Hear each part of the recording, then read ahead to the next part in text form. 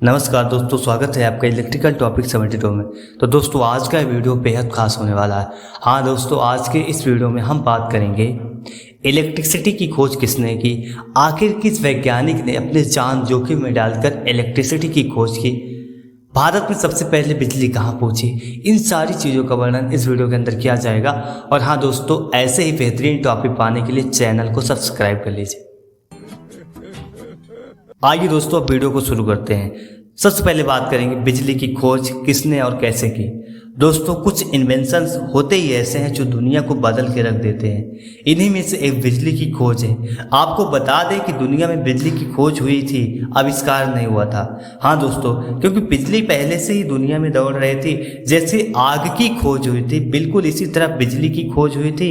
Electricity की खोज में कई बड़े बड़े वैज्ञानिकों का योगदान रहा है। बिजली की खोज किसी एक वैज्ञानिकों ने नहीं की, जबकि इसकी खोज के बाद कई वैज्ञानिकों ने पीढ़ी दर पीढ़ी इसमें सुधार किया और इसे बनाने के नए नए तरीकों को इन्वेंट किया।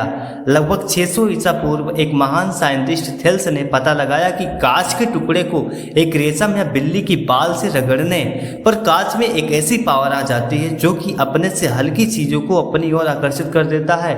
आपने एक्सपेरिमेंट किए होंगे, लेकिन लोगों ने इसे काला जादू कहकर ध्यान नहीं दिया।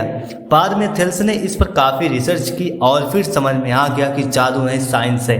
थेल्स अपनी कुछ रिसर्च करने के बाद इसे इलेक्ट्रिसिटी नाम दिया, जिसके बाद करीब 1752 में बेंजामिन फ्रैंकलिन के नाम के एक वैज्ञानिक ने यह साबित किया था कि आसमान में चमकने वाली बिजली और बिजली की चिंगारी दोनों एक ही है। उन्होंने इसका एक्सपेरिमेंट करने के लिए बरसात की बारिश के दौरान एक पतंग पर एक गीली रस्सी बांध दी और उस धागे में चाबी लटका दी। उस पतंग को उड़ाने लगे, जिसके बाद पतंग जैसे ही ऊपर उड़ी, पतंग के जरिए बिजली का हल्का झटका भी लगा, जहां से उन्होंने यह साबित कर दिया कि आसमान में चमकने वाली बिजली और इलेक्ट्रिसिटी लगभग एक ही है।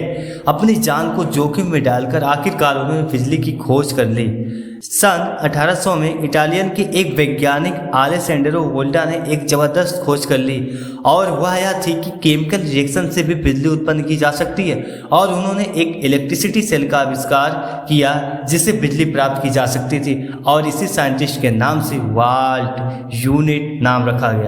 इसके बाद सन 1878 में अमेरिका के वैज्ञानिक थॉमस एडिसन ने बताया कि अगर एक तांबे के तार में यदि चुंबक को गोल गोल घुमाया जाता है तो इससे भी बिजली पैदा की जा सकती है। और इस प्रयोग का इस्तेमाल करते हुए थॉमस और ब्रिटिश के वैज्ञानिक जोसेफ स्वान ने फिलामेंट लाइट बल्ब के आविष्कार अपने देशों में किए। आज भी बल्ब का आविष्कार थॉमस एडिसन को ही माना जाता है।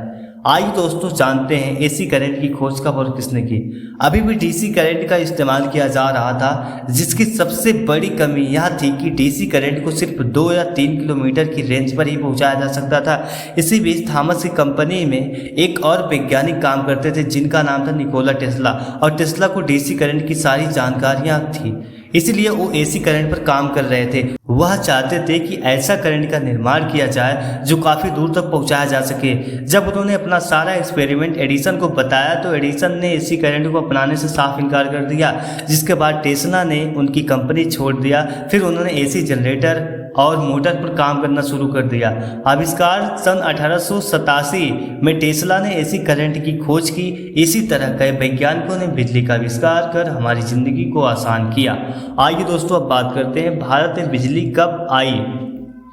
बात करें कि भारत में बिजली के इस्तेमाल कब शुरू हुआ या फिर भारत में बिजली का आगमन की, तो बता दें भारत में सबसे पहले बिजली सन 1879 में कोलकाता शहर में आई थी। इस तरह इलेक्ट्रिसिटी की खोज कई महान वैज्ञानिकों के द्वारा की गई। आपको यह फैक्ट कैसे लगा कमेंट में ज़रूर बताइएगा, और आशा करते हैं दोस्तों आपको यह आर्टिकल समझ में आया है। अगर समझ में आया है तो लाइक, सब्सक्राइब, शेयर जरूर कीजिएगा।